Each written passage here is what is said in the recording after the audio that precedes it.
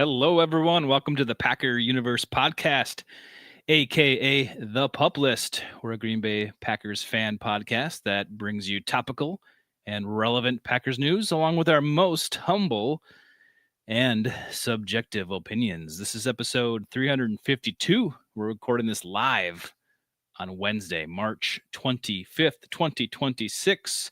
We're a couple weeks into free agency, and the Pack finished with making their moves, hashtag question mark, and all that with the draft yet a month away. So let's get into it. I'm your host, Tay, and joining me live tonight on video is our one and only Ren. What up, Tay? Long time no talk.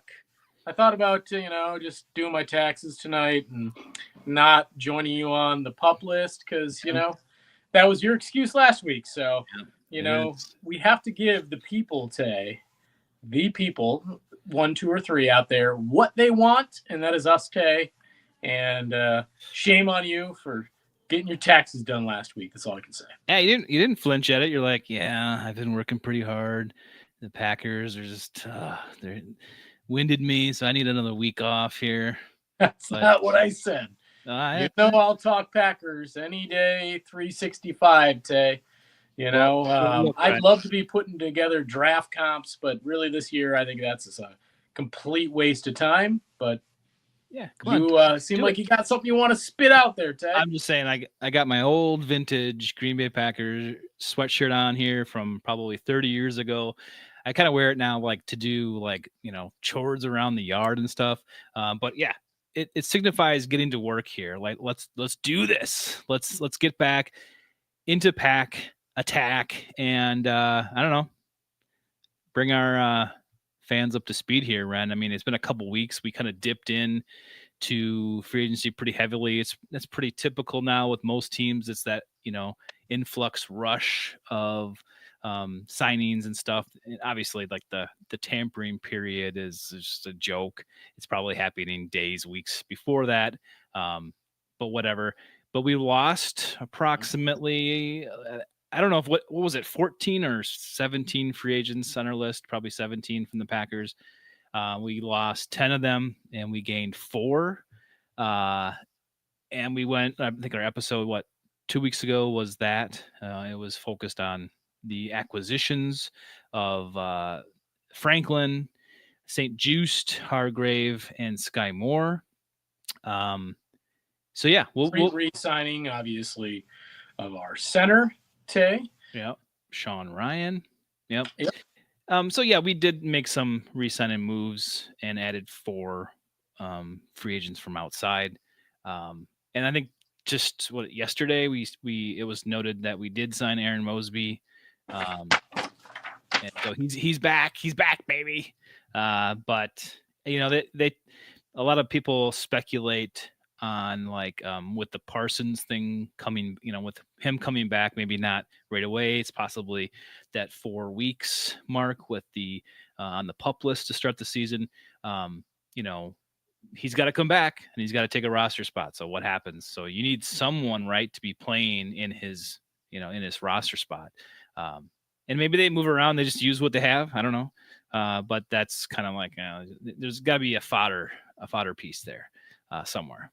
It's really the only position, Tay, that was not addressed in free agency. Obviously, per our last episode, one of the nice things about talking about some of those free agent acquisitions is what they did is allowed themselves some flexibility in the draft where they don't have to necessarily, get down to just we got to narrow in on this position or that position. But the one they may have to would be that edge rusher piece. All but confirmed now, Tay, that it will be a 3-4. So it will look a little different than they have played under Halfley with regard to going back to a 3-4. It's been a few years. Obviously, we're playing more out of 4-3 base with Half. And we know the Gannon system was really going to be based out of that 3-4 look. And that's what we want to see. But they run a lot of different looks from there. I mean, it's just a base in some respects. And then I want to say they run different 5-2 looks, and they go all over the place. So That's just the base, and it will be a kind of a interesting thing to see how that kind of gets underway throughout the course of training camp and then into the regular season. But the reality is the one position they're a little light in, even with the reacquisition of Aaron Mosby, who will really be more looked at as a linebacker at this point, um, will be that edge rusher position. You can call it a defensive lineman, you can call it an outside linebacker. Let's just call it what it is, and everybody speaks to these days, and that is strictly an edge rusher. I think this also signals, well, it seems to signal that the Packers have a lot of faith in Lucas Van Ness. And then there's talk about him, they're exercising his 5th-year option. But man, to have significant faith in a guy that's been lackluster, and I think we both will admit he hasn't hit his stride. We haven't seen his best, and we kind of had that sentiment with Rashawn Gary for a long time, and there was no sleep lost for us seeing Rashawn Gary go. But, like we think the Packers are doing right now, they are putting their faith in Van Ness and taking the next step, moving up, because we need him. You can't just have Micah Parsons. That's what we had with Clay Matthews. One guy, you know where it's coming from. You can follow him. He's great, but you need someone else, and Van Ness has to step up to be that monster we know he can be. Well, I mean, I think the big thing with Lucas, let's just start there, is we gotta play a full season and see where he's at. 100%. We talked about it a couple weeks ago as well. It's a no-brainer in my opinion, and I spoke to that a little bit about the cap rising obviously next year. Some of those TV deals even might come into play next year, so this cap could rise significantly in the 2027 offseason. The Packers could have easily over $100 million of monies to spend. Again, we're not factoring in Tucker Kraft and Watson extensions. There'll be other guys like Keyshawn Nixon that'll be free agents. I don't think they'll bring him back. They're going to start remaking that room, and already have. And I think they'll continue in the draft, and then obviously into next year's offseason as well. Jaden Reed's a part of that class. Tavian Wicks, that free agency class. So there'll be a number of things that also need to happen when you have this big pot of money. So it sounds like a lot at this point in a given time, but going back to Lucas Van Ness, is for $15 million with that cap rising like it will, and what we saw some of these edge rushers in free agency go for, even a guy like Brenton Cox getting $10 million, $15 million really for if Lucas goes out and has a slightly above average year for an edge rusher, you just paid $15 million for a guy like that. It's that simple. So I would be very surprised if they don't pick it up, because I think based on where the numbers will be at next year, you'll have them under contract anyway. It just seems like a bargain. And then going back to the point being made about what they did that was nice in free agency is they kind of took guys at positions where, they're kind of 1 to 2 year deals pretty much all across the board, which is great. So you're not invested long term. But you gave yourself a little bit of flexibility going in the draft to really not have to target interior defensive linemen, even though I think that'll be a massive priority. Cornerback, still think it's a priority, obviously. But again, the big one, when you see 2 edge rushers go out the door, i.e. Brenton Cox, not Brenton Cox, i.e. JJ and Agbare, and then obviously Rashawn Gary, and both those guys have been replaced with nothing at this point, Tay. That's a bit of a problem, and it certainly leaves you with a pretty big hole. Obviously, you can look at a guy like Baron Sorrell, who really didn't play a lot, started to get a few more snaps towards the end of the season. They like what he brings to the table. I do too. So that could be your Enagbare replacement into the year, really, when you're talking about snaps, etc. But you still got a pretty big hole there, and I think they're going to be kind of narrowed in, I would think, in the first couple picks with that edge rusher piece in the draft in about a month from now. So I guess I wanted to kind of piggyback on that topic. of like what the Packers are going to do generally. And now that the first burst of free agency is done with, we have about a month till the draft, Ren. So like in your mind, let's stick on defense for a minute. Like they didn't obviously do enough to fill those holes and voids, but what do you think they should be doing or will do in the next month before the draft? Or are they going to just simply do nothing and move right into the draft? I don't think there's really much to do there, Tay. The comp pick formula didn't, based on especially the last signing with Rasheed Walker in Carolina, they're not going to quite get the comp pick haul that we had hoped for. But I don't think they're going to, bring in another free agent that's going to mess with any of those comp picks they've already got set.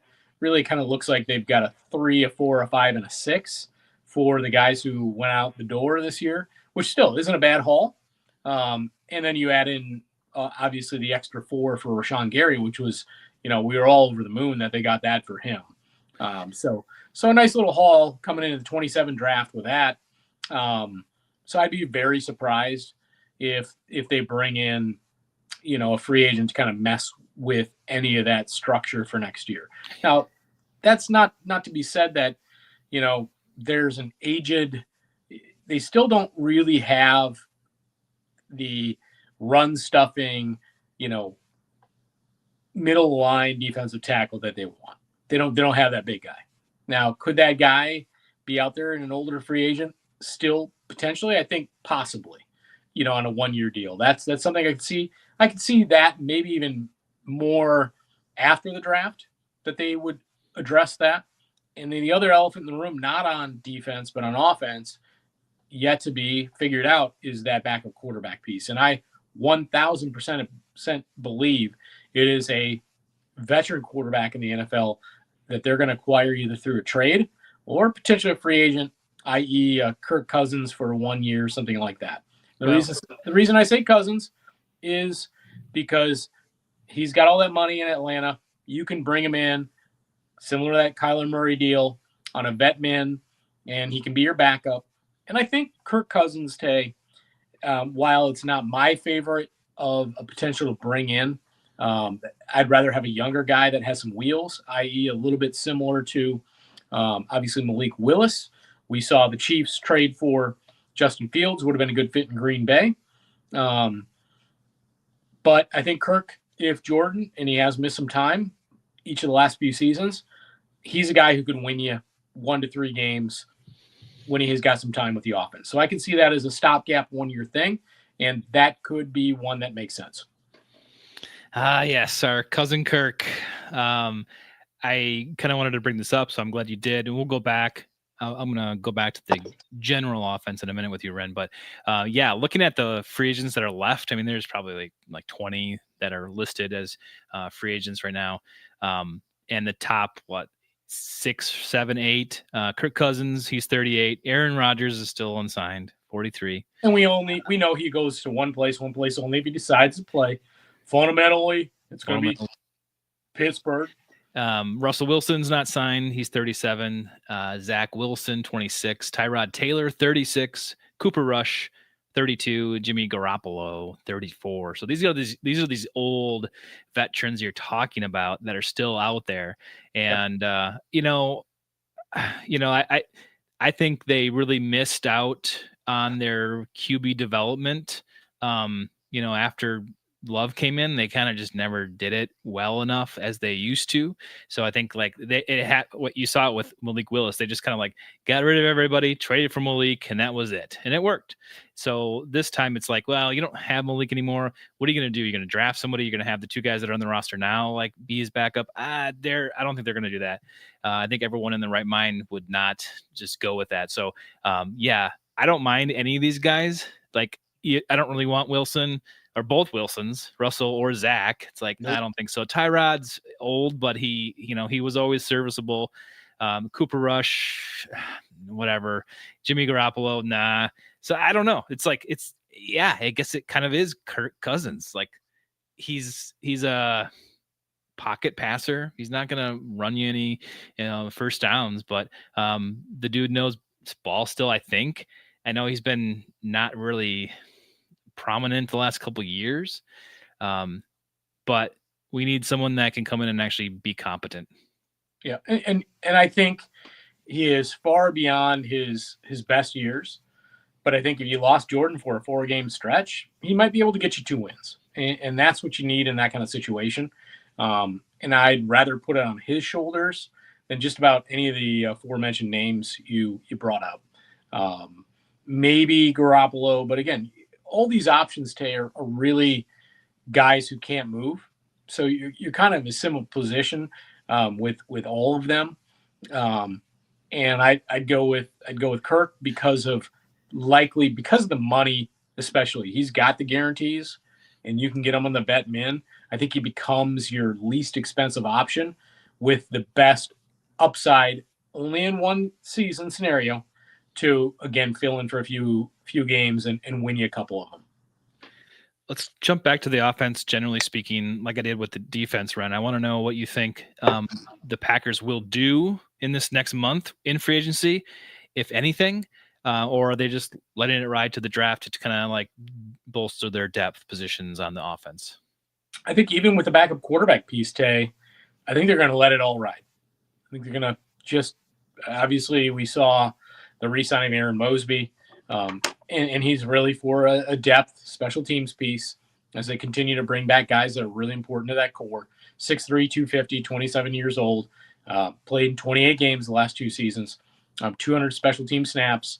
He plays on the punt game, plays in the punt return game, plays in the kick return game, the kick coverage game, and the field goal block team. So essentially he plays all special teams. Everywhere, he can do it all. That's why he is back on the football team, Tay. He's not getting any starter reps unless really need to play him out there, Tay. And now we're in a really bad situation, but we know they're a little light in that rush piece. So potentially you hope never to see him because that means bad things. But really, again, he's a special teams guy. He was their own guy. Not going to affect anything. So, again, I think because of where – a veteran D tackle would be, a veteran quarterback would be.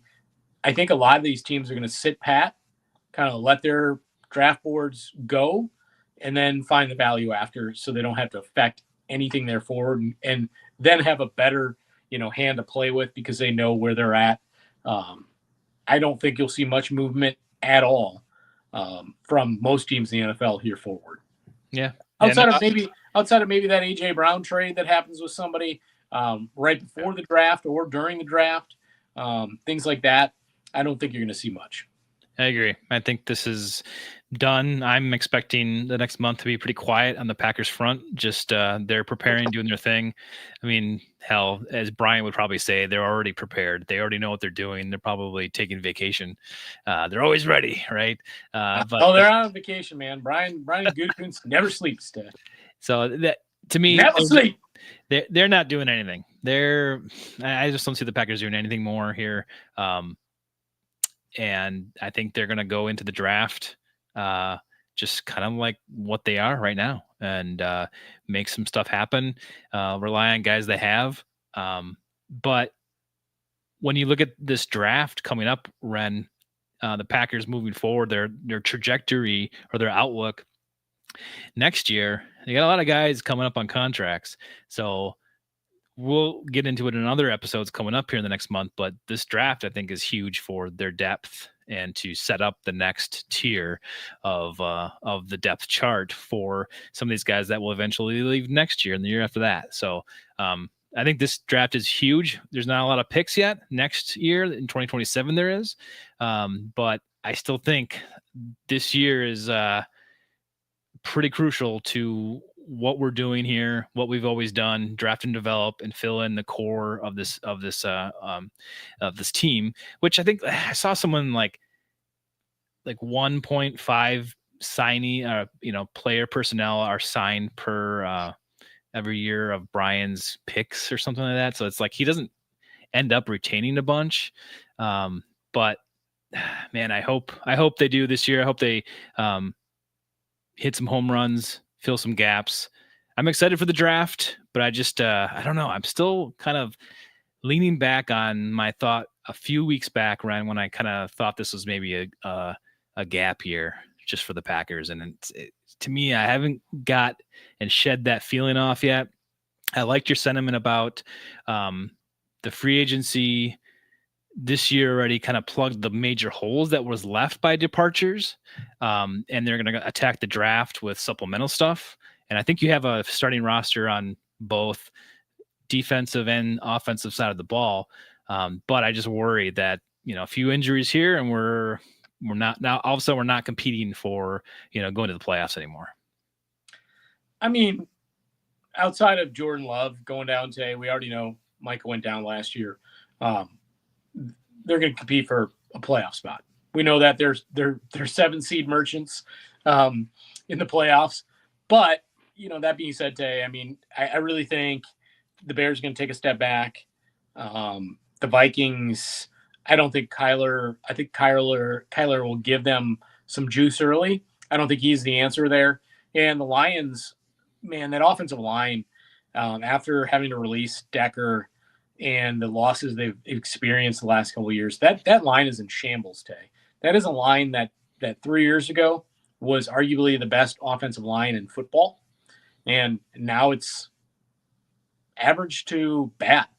And, you're talking about a quarterback that's getting older, and they obviously traded away, part of Sonic and Knuckles. Maybe they have Sonic and Knuckles too, they say, with Pacheco there, Tay, in Detroit now. To go along with Jahmyr Gibbs. I don't think so. Pacheco's also had, concerns staying healthy. I really think this division is between the Packers and the Bears.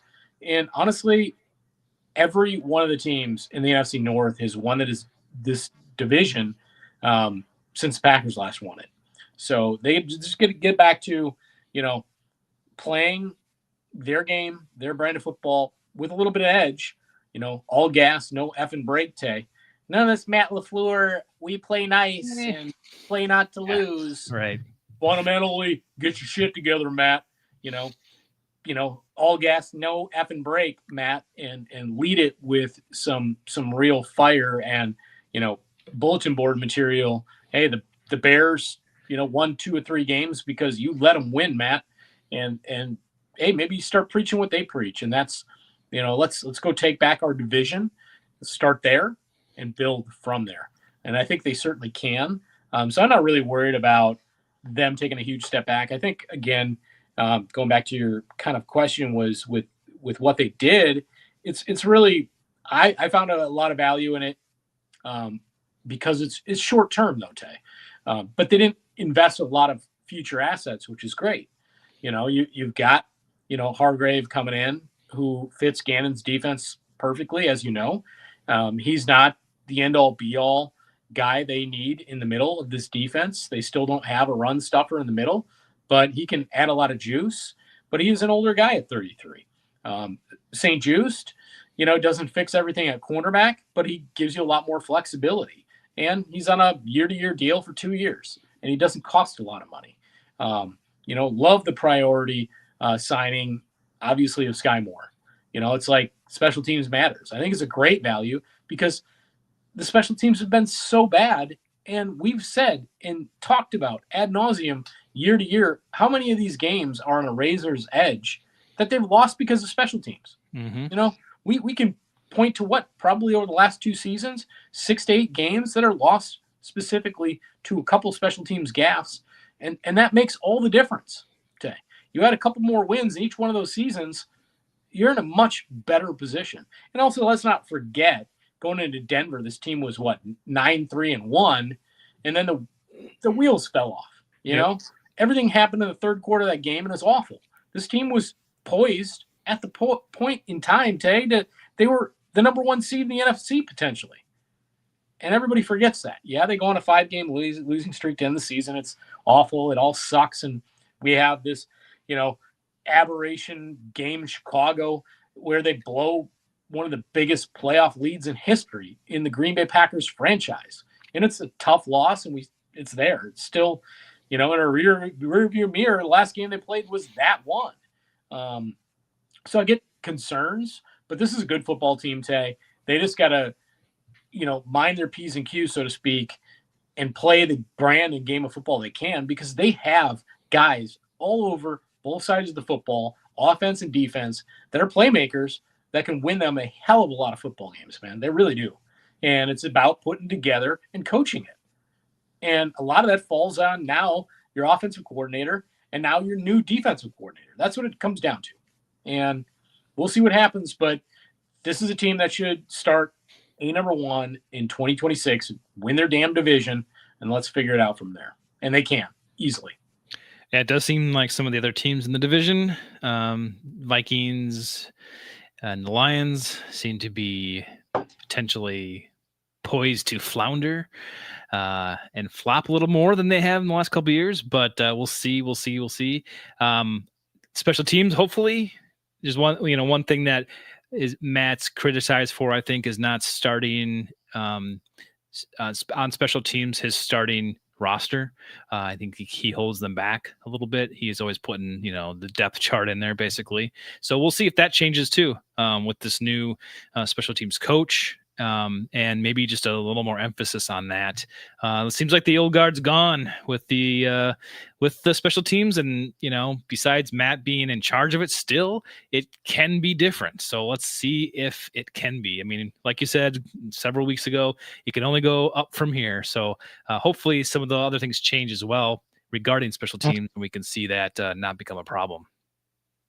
Yeah, I look forward to that. I mean, you have a dedicated punt returner and kick returner. They haven't had that in years. He's still a young guy, drafted in 2022. We talked about it, in the second round by the Kansas City Chiefs at the time. He's a fast, electric guy, averages almost 25 yards per kickoff return and 13 to 17 on punt returns. That's a bit of a gap there, but it was good punt return average. And he fits in right there as your sixth wide receiver. If you need him pinch, he's still a young guy. He's fast. Mm-hmm. So the wide receiver room's built out. Tucker Kraft should be back week 1. The running back room's a little bit of a question mark with Marshawn Lloyd. The line, sure, you go, well, you're a little worried about Zach Tom coming back from that patellar tendon issue. That's a tough one. But the line, when you write it down on paper, that is Jordan Morgan's spot. Rasheed Walker, by all metrics, was bad in 2025. He was not good on that side. He's solid pass pro guy on that blind side, but the reality is at that left tackle position, if Morgan plays 5 percentage points better, you're cooking with gas, man. And again, they have everything there, and then you look at the defense changing, bringing in Hargrave for essentially kind of a one year-to-year deal for a 2-year deal. And then you look at Wyatt coming back, and obviously you look at Micah coming back. You're talking arguably top 2 defender in all of football. They got a little bit better in the quarterback piece. We know the middle linebackers they do have on the roster currently. Obviously, Quay Walker no more, but they have plenty of pieces there to have a very successful defense. Give Xavier McKinney a little bit more ball hawking time back there. Evan Williams, young stud there. Obviously, Edgerrin Cooper. This is a good team today. They're good. Jordan Love is a very good young quarterback coming into his prime years. I just want to see him go, play their brand of football with a little bit more edge and a little bit more identity and, step on the throat. I heard somebody bring it up this week, talking about it. I can't remember. I listened to much sports talk and then podcasts. And one was like going back to that game in Detroit, I think on Thanksgiving, and they go for it on 4th down. Was it Wicks that got that catch and what his helmet comes off or something came off and comes down with it? They go for it on 4th down and they clinch it. Like, where's that mentality? Got to have a little bit of that killer instinct. Just get to that, find your true identity and stop being a little soft, i.e. playing with a lead, playing not to lose. And I think this football team will be a lot more successful. Going back to the coach Matt LaFleur angle, we got a comment from Taylor Bell. Matt got too comfortable after Ed Policy said no matter what, Matt will be head coach. So Matt had no urgency. Ren, I know you'll say to this. I think we kind of, said our piece on Matt LaFleur a little bit, although we, don't have a ton of confidence in him that he'll change some things that he's done in the past. I think we both say his job is on the line the next couple of years. He got an extension, but I think they're going to have a little more focus on what his performance is for this team. I mean, I think he's everywhere now, massively under the microscope. He's got to lead, again, with a little bit more fire, per Taylor's piece. I don't know if, he just kind of thought, oh, I can kind of ride it out. I don't quite think that was the case. But I do think that Matt LaFleur has to really work on his leadership style. I talked to you about that probably 3-4 weeks ago. The whole thing with Rich Bisaccia was garbage. I actually heard people kind of echo my rant about that, Tay, recently. Like, you can't let a guy, just kind of pull you around and be like, well, I'm thinking about it, doing this. You have to have and set hard deadlines and lead like that. This is Matt LaFleur's team to coach, Tay. And he has to coach and lead like that. You can't just be like, oh, you're my friend, or just kind of have that laissez-faire, non-killer instinct.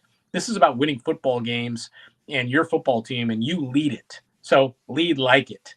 And I was kind of, feeling myself when I heard that in the last week when people actually echoed that and criticized him for that directly.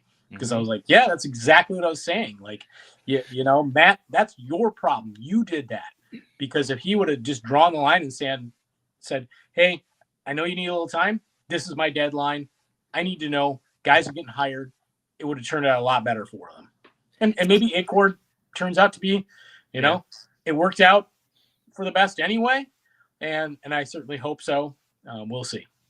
Hey, another little fun topic. I know there's tons of fake stuff out there, fake headlines, fake accounts on all social platforms, but there are slivers of truth and slivers of rumors out there for the Packers being targeted, but that can also be just fluff inflated and made up by news agencies that want to, perpetuate crazy stuff.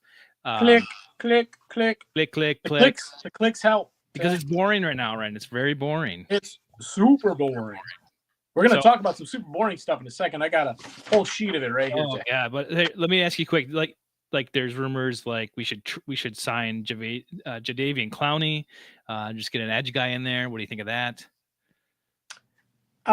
Again, post draft, wait till it happens. Mini camp, post June 1 kind of thing. Sure, I would consider it.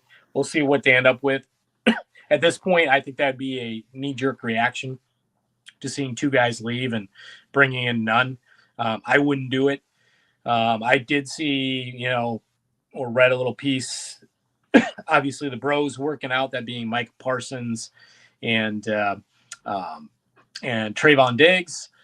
Trayvon wearing his Packer gear, does that mean, he wants another shot? There's a bargain basement signing you add to your cornerback room potentially. Could they do something like that? Sure. But again, I don't think so, Tay. I think that they, even with Diggs, they wait till after the draft to consider that as another guy to bring in. So again, we'll see. I just don't think so.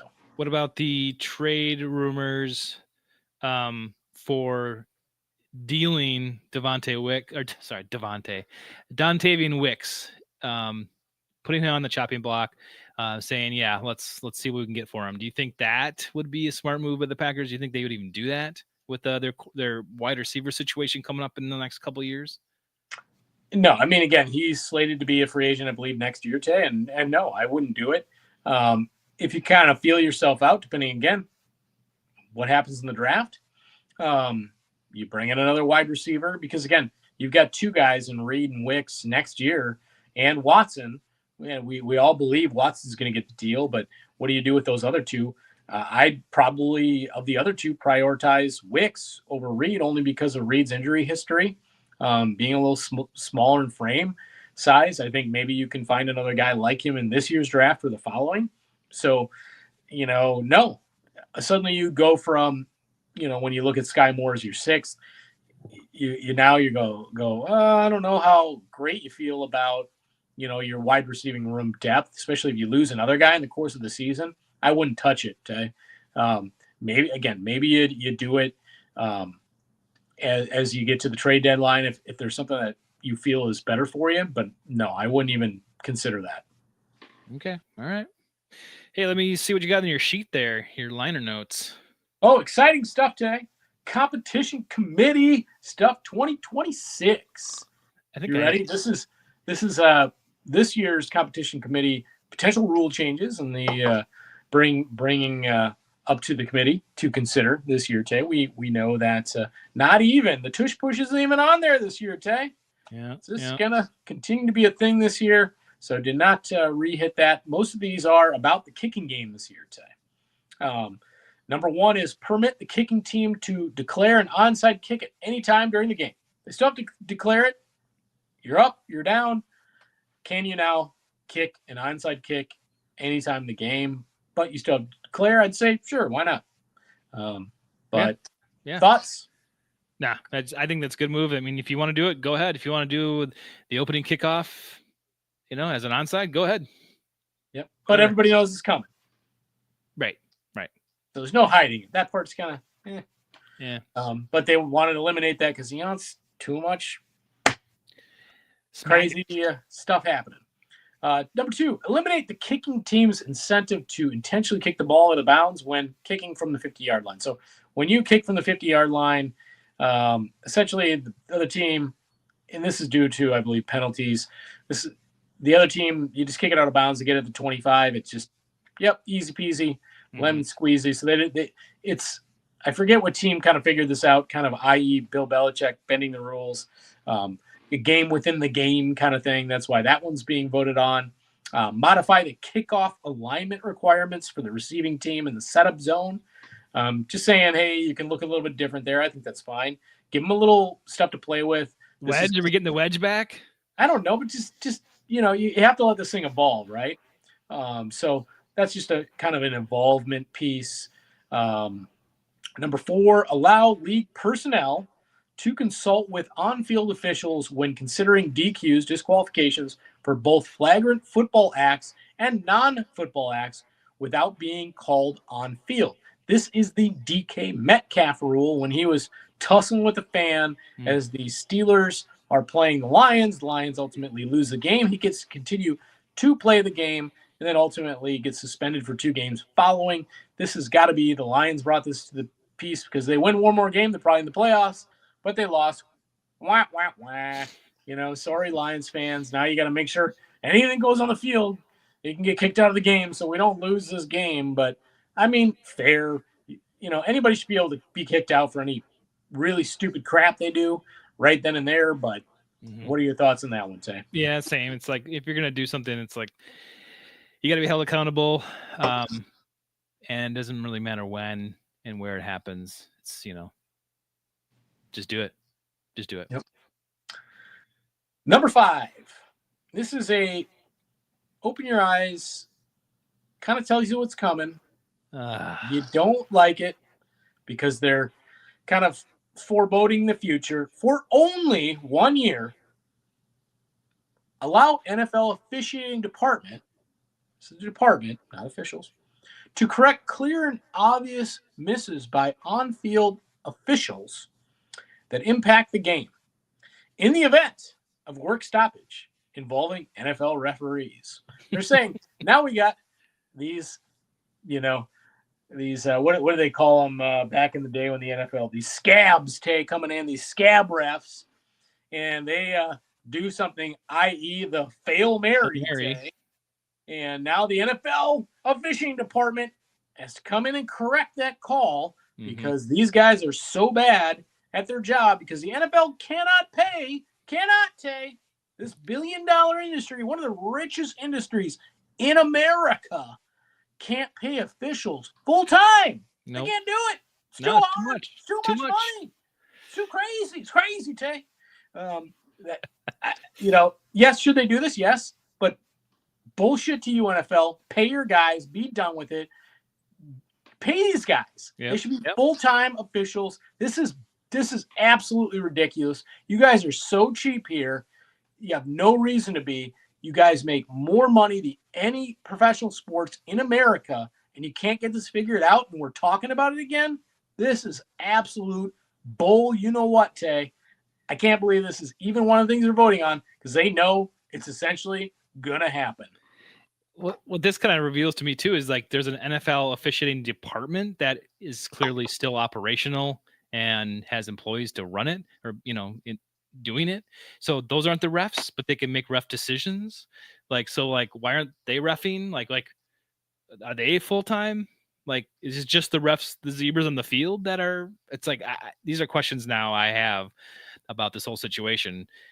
If like there's some upstairs or in New York, like those people still working, they can make the calls. Well, with all the cameras, do we even need it? It's like bad politics, Tay. Yeah. There's all this money in politics, but then they waste so much money and then they ask you for more. This is that kind of thing. Like the NFL, you have too much money. Yeah. Like figure your stuff out. This is on you, and it looks bad. It's bad, and everybody should rip the hell out of you for it. Pay your people. Stop it. You have the money. Figure it out. Yep. It's foreboding because, like you insinuated, this is probably going to be happening where the referees aren't going to be, working, and they're going to have to get some subs in. It's like, really? We're like months out. You can't get this done? Yeah. Again, you're right. They're already like, we don't think we will, so I better start writing some rules in for 1 year, Tay. CYA in March, it's like awesome. It's stupid as hell. And there's one sneaky one that I had to find elsewhere, but this one I like. Permit players on the PUP, this is the PUP list, after all, to begin their 21-day practice period after the second regular season game, as opposed to currently can't begin before week 5. So this would allow somebody like Micah Parsons to start practicing right after that second regular season game is done, and he's opened up his 21-day window. I think it's a good one. I'm all for it. Yep, same. I agree. I think some of those rules are a little bit convoluted and esoteric and strange that I know there's reasons they put them in place, but COVID year kind of lifted some of that stuff, roster, restrictions and all that stuff, practice squad rosters. Remember back in the day, still in the mid 2000s and the 90s, the guys that go in IR, they can never come back. We'd always be like, no, IR. IR was like a death sentence. That was so stupid and archaic. I was always like, what? Yeah. Why can't they be more flexible with that? That was complete idiocy. But, this is kind of one if they're on the PUP, just let them open their window a little faster. Makes sense. I mean, you have roster limits still. So what's the big deal about how players can come in and out of that roster? I mean, technically that player would still not count against the 53 during the window. Right. Because it's still on the PUP. Yep. So, again, I like it. All for it.